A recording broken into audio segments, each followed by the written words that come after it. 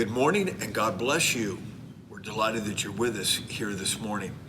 Perhaps if this is your first time here, we also want to say welcome to you and trust that you're blessed with what you hear this morning. We want to begin with prayer. We want to continue to pray for our president and our nation. We want to also pray for our community, that God would continue to open doors. And we want to continue to pray for Cornerstone Pentecostal Church and members in particular. Perhaps you have a special request right now. This is a perfect time to make that known unto God. Let's pray. Father, we love you, we praise you, we worship you. We thank you for your glory. We thank you for your word. We thank you for your spirit. We thank you for the things that are freely given to us by you. God, we pray for our president and our nation at this time. God, I pray that you will navigate the steps of our president. And God, I pray for our local community that you will open up doors of utterance that we can continue to communicate to the hungry and the thirsty.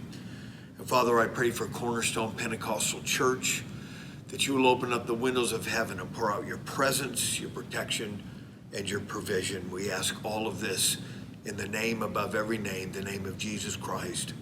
And everybody say amen. Praise God. I want to start with a little bit out of the norm here. I want to start a little bit with just having kind of a disclaimer about these morning devotions.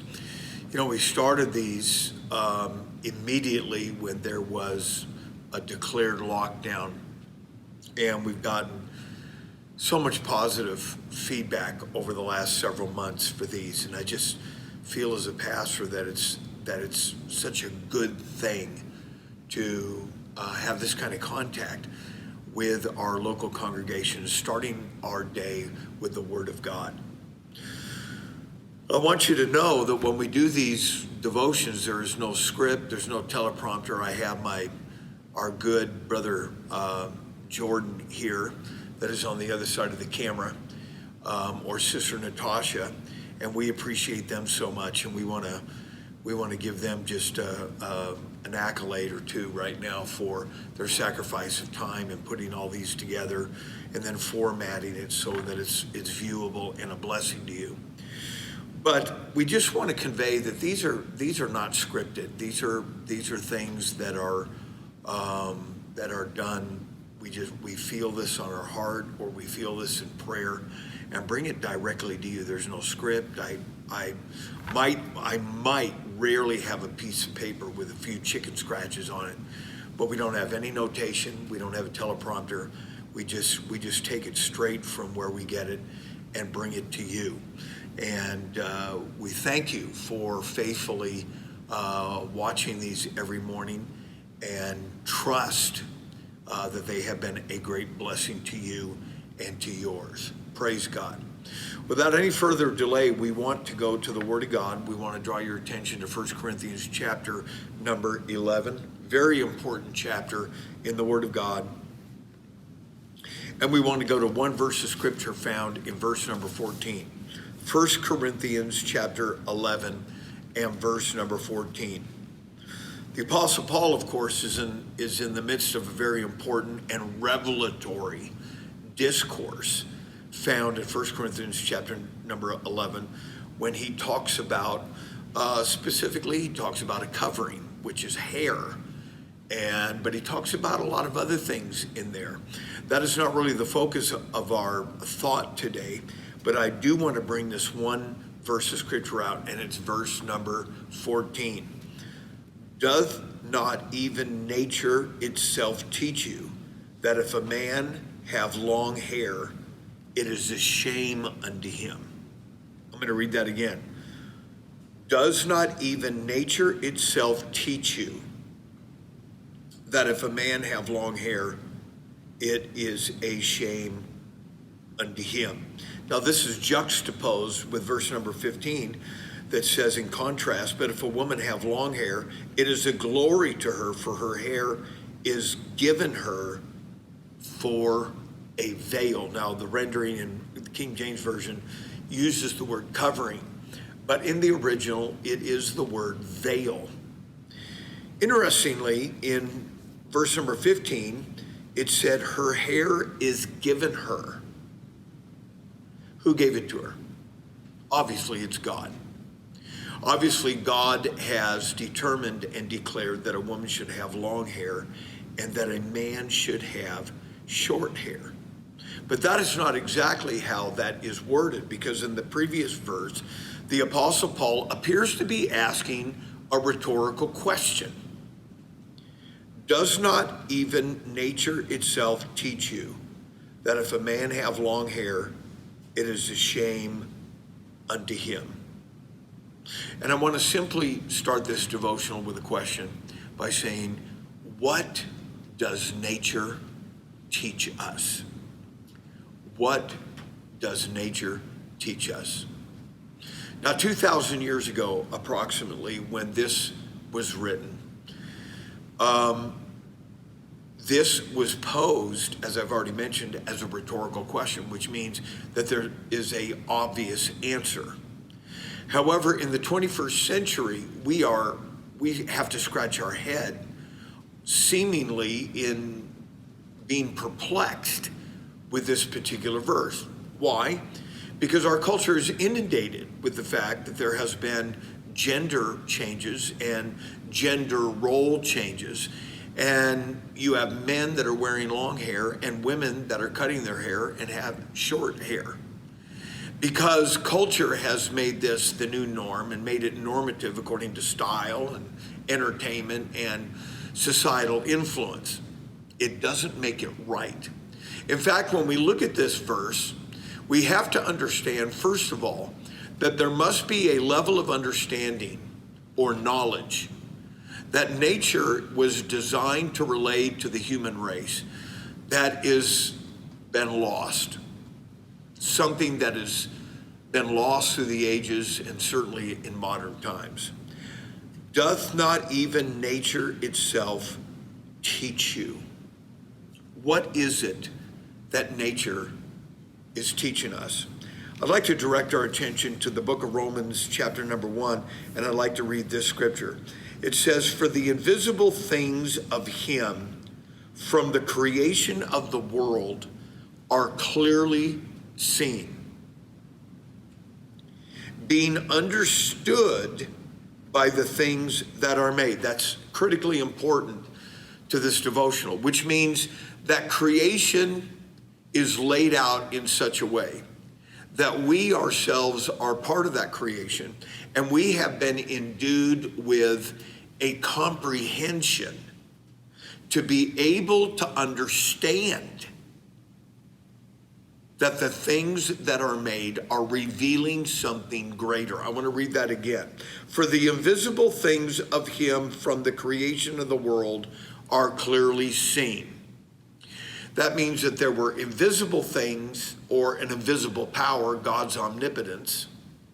And then there were things that emerged. Now there are things there were first things that are invisible. Now there are things that are clearly seen. Being understood by the things that are made, which means the things that are made have a God-given ability to comprehend that the things which are clearly seen are revealing that there's something invisible. It's almost like God creating the end before the beginning and creating backwards. He starts with the invisible, then there's the visible. And then the things which are made that are part of creation are endued with a comprehension to be able to look backwards and see the things that were created and then understand that there is an invisible force or a God behind those things. Even his eternal power and Godhead, so that they are without excuse. So what does nature teach us? Nature, first of all, is the first dimension of revelation. Because nature is God expressed through creation, which means that creation is revealing something about his eternal power, his omnipotence, and his Godhead.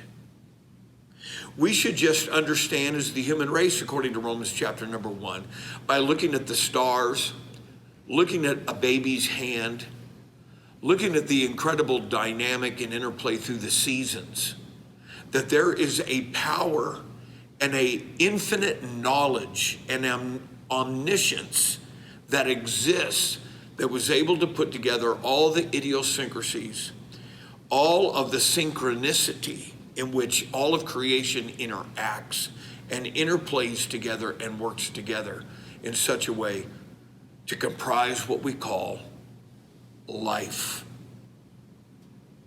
And so nature is the first dimension of revelation. And there are 3 dimensions of revelation.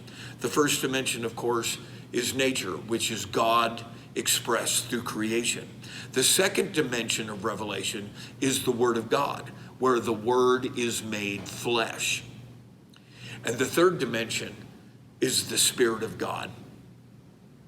But here in creation or nature, it is teaching us about, first of all, God's eternal power and Godhead. The stars that are without number, the incredible symmetry that exists in just a garden, and all of the interaction of the components of creation to make about through photosynthesis, through evaporation and the evaporative processes that produce rain and moisture, photosynthesis that provides heat and ultraviolet rays that produce life and growth until we have fruitage. All of that is teaching us God's eternal power and Godhead. What else is creation teaching us? Order.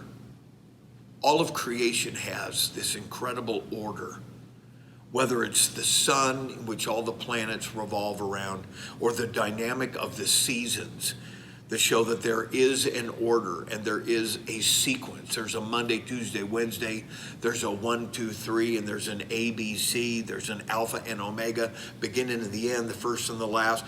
Order is something that creation is teaching us. And lastly, at least in this devotional this morning, creation is teaching us that everything has a purpose. Long, uncut hair on a woman is a veil, and nature is teaching us that a man should have short hair, which means in the 21st century that there's some things that our university professors missed. There's something that the origin of species, when we talk about the evolution of species, missed.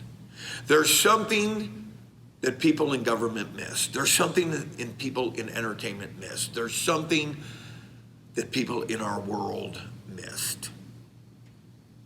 That there is a purpose to all things. In fact, there's a purpose to your life, and there's a purpose to my life. And it would behoove us to seek God so that we can understand His purpose and His direction and His will. We'll continue to talk about this because whereas creation and nature is the first dimension of revelation, we have 2 other dimensions that we'll be talking about. Until then, God bless you. We'll look forward to seeing you tomorrow.